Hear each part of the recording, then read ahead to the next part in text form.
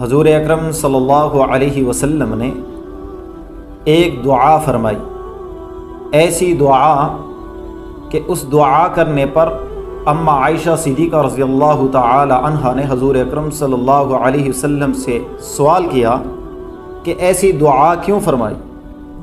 حضرت انس رضی اللہ تعالی عنہ کی روایت ہے، فرماتے ہیں کہ رسول اکرم صلی اللہ علیہ وسلم نے دعا فرمائی، یا رسول اللہ، میرا جو جینا ہے وہ مسکینے کے ساتھ ہو، میرا مرنا مسکینوں کے ساتھ فرما، اور میرا حشر بھی مسکینوں کے ساتھ فرما۔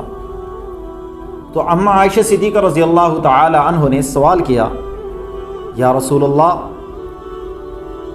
ایسا کیوں، ایسی دعا کیوں فرمائی؟ تو حضور اکرم صلی اللہ علیہ وسلم نے فرمایا، عائشہ، اللہ تبارک و تعالی نے مسکینوں کو جو درجہ دیا ہے وہ یہ ہے کہ وہ قیامت کے دن جنت میں 40 سال پہلے امیر لوگوں سے داخل ہوں گے۔ پھر فرمایا، عائشہ، ایک بات کا دھیان رکھنا کہ جب آپ کے پاس مسکین آئے اس کو واپس خالی نہیں لوٹانا، کچھ دینا ہے، چاہے وہ آدھی کھجوری کیوں نہ ہو۔ اور فرمایا، عائشہ، مسکینوں کو اپنے قریب کرنا، ان کے پاس بیٹھنا، کیونکہ اس کے ذریعے اللہ تبارک و تعالی قیامت کے دن آپ کو اپنی نزدیکی کا بلند مرتبہ عطا فرمائیں گے۔ مسکین کس کو کہتے ہیں؟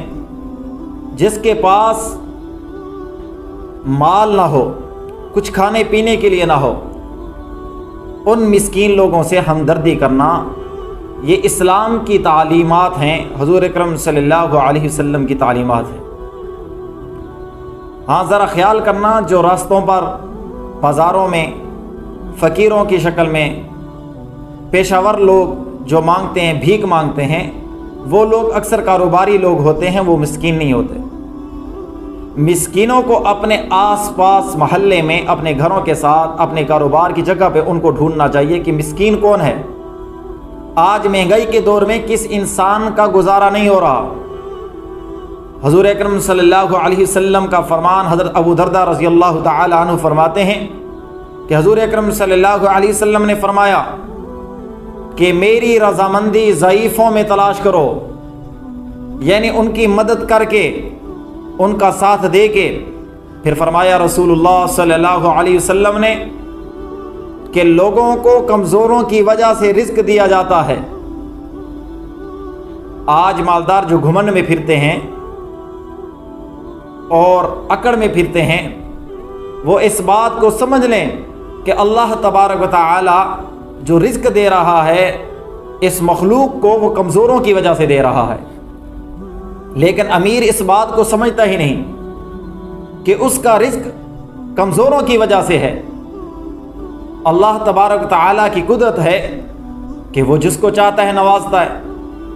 امیر کی جگہ اس کو غریب بنا دیتے، غریب کو امیر بنا دیتے، یہ اللہ کی قدرت ہے۔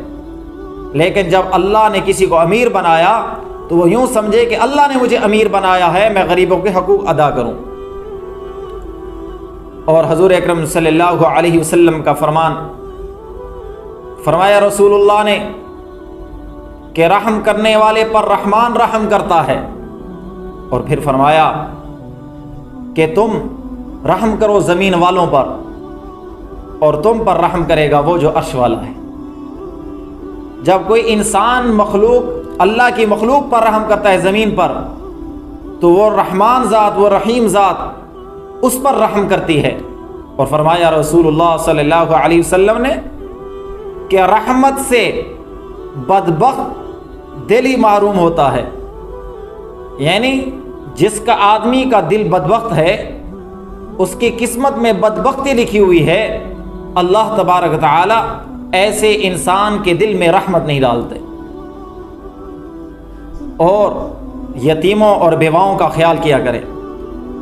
اللہ تبارک تعالی نے فرمایا، ان الذین یأکلون اموال الیتامی ظلما، پھر فرمایا انما یأکلون فی بطونہم نارا وسیصلون سعیرا، کہ وہ لوگ جو یتیموں کا مال ظلماً کھاتے ہیں، ظلم کر کے کھاتے ہیں، کبھی ان کے پاس کوئی بچہ یتیم رہ جائے، بھتیجا رہ جائے، بھانجا رہ جائے، اس کے مال و جائیداد کو کھاتے پیتے رہتے ہیں اور ہڑپ کر جاتے ہیں، اور اللہ تبارک و تعالیٰ فرماتے ہیں کہ وہ مال نہیں کھا رہے، انما یاکلون فی بطونہم نارا، بلکہ وہ مال کی جگہ اپنے پیٹوں میں آگ بھر رہے ہیں، وسیصلون سعیرا، ان قریب ان کو پتہ چل جائے گا جب جہنم میں ڈالے جائیں گے۔